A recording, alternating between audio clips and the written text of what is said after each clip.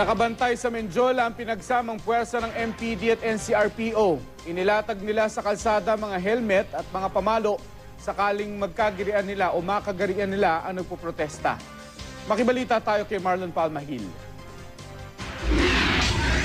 Sa mga pampublikong ospital. Nakapagbigay na ng talumpati ang ilan sa mga mambabatas na umano'y sangkot sa pork barrel scam. Malinis po ang aking konsensya. Ako ay walang kasalanan.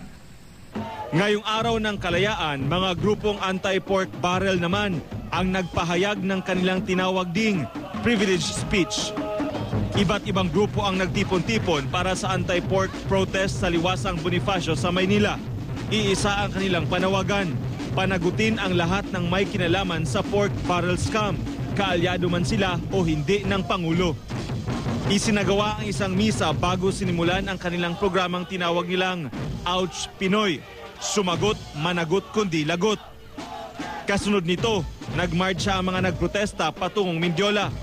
Hanggang gate lang ng Mendiola Peace Arc pwede ang rally. Pinaghalong pwersa ng Manila Police District at NCR Police Office Civil Disturbance Management Unit ang nagbabantay sa Mendiola.